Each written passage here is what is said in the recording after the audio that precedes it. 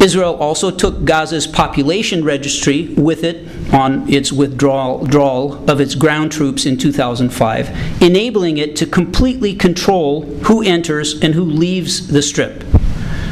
Israel, moreover, supplies the bulk of Gaza's electricity and all of its cooking and heating oil. In short, Israel continues occupation by remote but effective control. And it is effective control that is the test of occupation under international law. Israel's campaign to rewrite international law to its advantage is deliberate and knowing.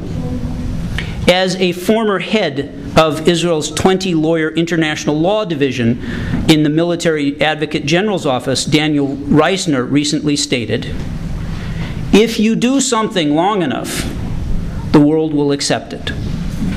The whole of international law is now based on the notion that an act that is forbidden today becomes permissible if executed by enough countries.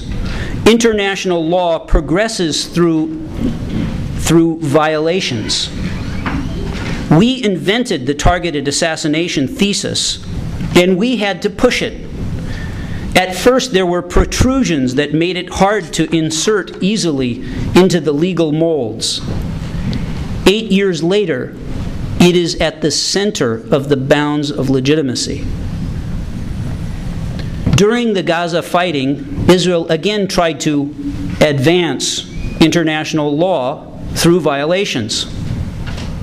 For example, its military lawyers authorized the bombing of a police cadet graduation ceremony on December 27th, instantly killing 43 young Palestinian men. This occurred as part of the first wave of surprise bombings conducted at midday in order to inflict maximum casualties. Thus, there was no way, no opportunity for these young men looking forward to serving their communities and earning a decent wage for their families to have engaged in any fighting at all. Rather, it was purely their status as employees of a government run by Hamas that marked them for death.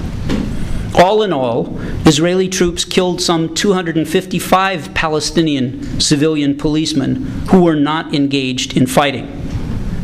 Under current international law, such deliberate killings of civilian police are war crimes. In fact, Israel treated all employees of the Hamas-led government in the Gaza Strip as terrorists and thus as combatants. Secretaries, court clerks, housing officials, judges, all were, in Israeli eyes, legitimate targets for liquidation. An Israeli military spokesman, Captain Benjamin Rutland, told the BBC, "Our definition is that anyone who is involved with terrorism within Hamas is a valid target. This ranges from the strictly military institutions and includes the political institutions that provide the logistical funding and human resources for the terrorist arm." Yet Hamas is considered a terrorist organization only by a handful of countries in the world, and their designations of it as such have purely domestic meaning. That is, they have no impact whatsoever on Hamas's standing in international law. Indeed, there is no uniform definition of terrorism or a terrorist organization in international law, and many nations do not regard violent resistance to foreign military occupation as terrorism. Israeli jurists also instructed military commanders that any Palestinian who failed to evacuate a building or area after warnings of an impending bombardment was a voluntary human shield, thus a participant in combat subject to lawful attack. One method of warning employed by Israeli gunners, dubbed by the Israelis themselves as knocking on the roof, was to fire first at a building's corner, which is structurally strong, and then a few minutes later to strike more structurally vulnerable points, such as the center of the roof. To imagine that Gazan civilians penned into this tiny area by Israeli troops and surrounded by the chaos of battle would understand this signal to evacuate is fanciful at best. Now, to turn to the second part. What is so dangerous about the transformations that Israel is trying to bring about? Well, first, in reference to the attempt to shift the paradigm from the law of occupation and the associated law enforcement model to the paradigm of international armed conflict.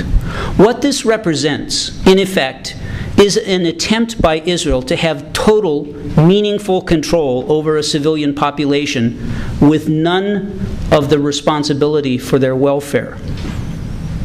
If we permit this, occupiers everywhere, not just Israel in respect of the Gaza Strip and the West Bank, will be incentivized to seek just this kind of crude, externalized control from without. Let the natives manage their trash collection and other day-to-day affairs as long as we can bomb them into submission at our will. This is not a direction that we as a global community want to take. It does not vindicate the noble purpose of international humanitarian law, which is, even in the terrible circumstances of war, to try to preserve human life and dignity to the maximum extent possible. With effective control comes responsibility. Nations should not have their cake and eat it too. That is, to control and dominate another population, but be able to employ massive military force against it as if it were facing an organized military of another state. The potential dangers of Israel's other desired innovations are perhaps even more obvious. One quick but decent measure of the desirability of a rule of international law is the common sense question, how would you like it applied to you in your society, your country? Let's ask that question with respect to Israel's warnings to Palestinian civilians of impending attacks. Would Israel accept that all of southern Israel had been transformed into a free fire zone for Qassam rockets? All of its residents, in other words, were voluntary human shields and thus combatants? Because Hamas warned, after all, repeatedly, publicly, trumpeted through the Israeli press, that it would resume rocket attacks if Israel failed to lift the siege of the Gaza Strip. I don't think Israel would accept that all of its civilians in the southern part of the country were, in fact, voluntary human shields. Do we want our civilian police counted as combatants in some future conflict, or empower some enemy to knock on our roofs? Of course not. These are preposterous notions, and they must be denounced as such. Now, needless to say, at this juncture, it is far more likely that we here in the West can knock on someone else's roof than they can knock on ours, at least, as I said, for the time being. But that is a mere matter of power. And a law that enshrines or consecrates mere power does not deserve the name law. Among those who are its victims, moreover, it only breeds cynicism and disrespect and a determination to prevail by non-legal means. So, we should never forget that international law protects the weak and the powerful. I want to remind you of something that occurred in the very early days of the U.S. invasion of Iraq in 2003.